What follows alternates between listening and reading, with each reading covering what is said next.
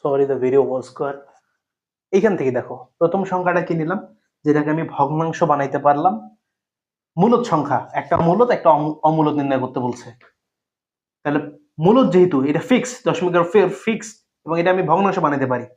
দ্বিতীয়টা, এটা দশমিকের উপর ফিক্স না এবং ইনফিনিটি টাইম চলতে আছে, অমূলদ আকার নিছি। তাহলে লিখতে পারি কি আগেরটার মতোই, স্পষ্টত এ ও বি উভয় বাস্তব সংখ্যা, রাইট, এবং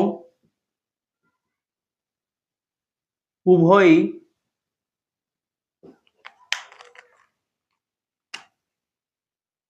উভয়ই 1/√2 থেকে বড় এবং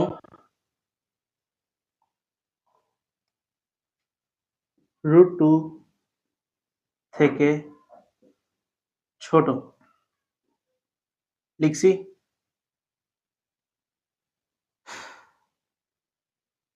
অর্থাৎ যে জিনিসটা হয় সেটা হচ্ছে 1/√2, এটা বি এর ক্ষেত্রেও ঠিক সেম, √2। অতএব লাস্ট কনক্লুশনটা কি লিখবো? লাস্ট কনক্লুশন লিখবো যে অতএব এ কে ভগ্নাংশ আকারে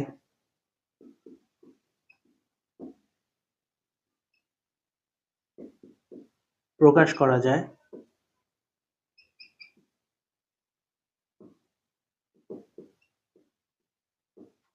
অতএব এ একটি মূলদ সংখ্যা।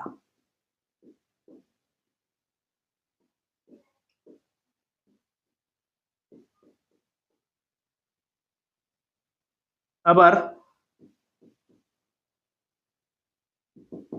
বি কে ভগ্নাংশ আকারে প্রকাশ করা যায় না,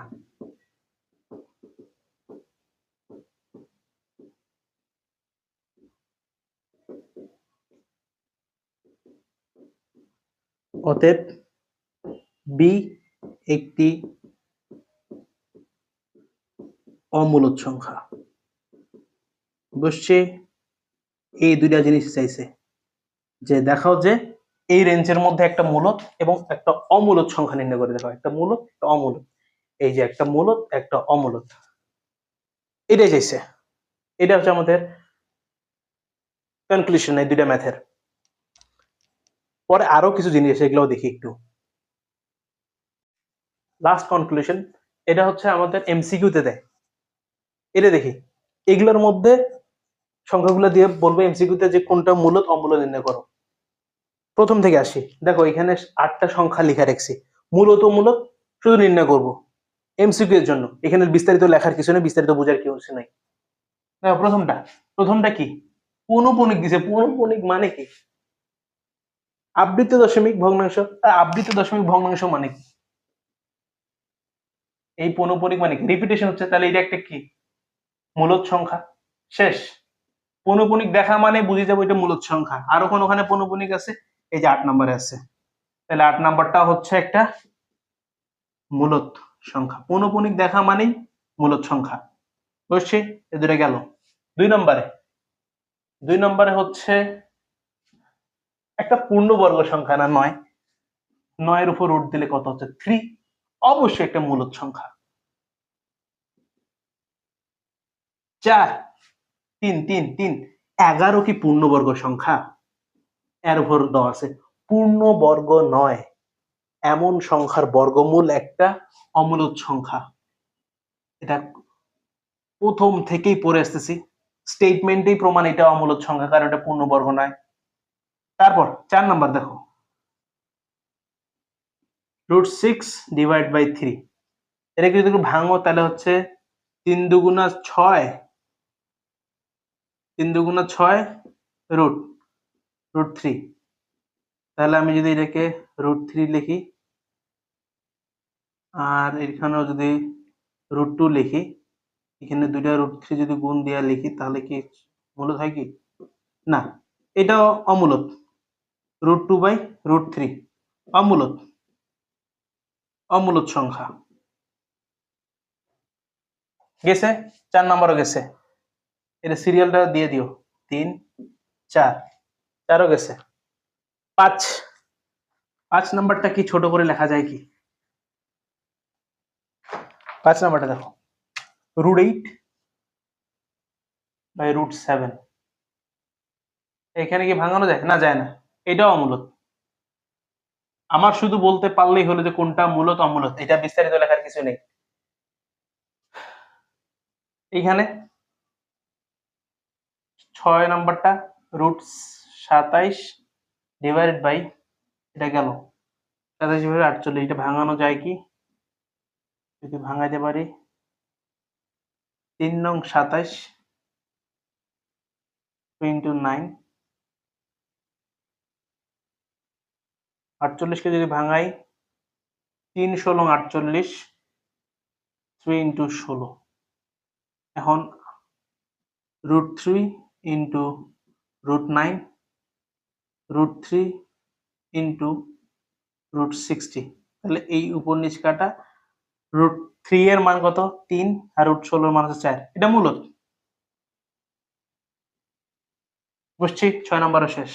7 নাম্বারটা শুধু আন্দাজে বয়া গেছে। 7 নাম্বারটা কিছু নেই। 2/3 লিখছে, নিচে হচ্ছে 3/7। এইটাকে যদি আমি উল্টায় লিখতাম, যখন আমি স্বাভাবিক ভগ্নাংশ বানাতে যাব তখন কি হবে? নিচেরটা উপরে যাবে, 7 উপরে, 3 নিচে। তাহলে গুণ করলে কত? 7 দুগুণা 14 আর 9। এটা ভগ্নাংশ হয়ে গেছে, তার মানে মূলত। আর একটু শিওর হওয়ার জন্য ভাগ করে দেখি পৌনঃপুনিকগুলো সংখ্যা বাড়ায় কিনা।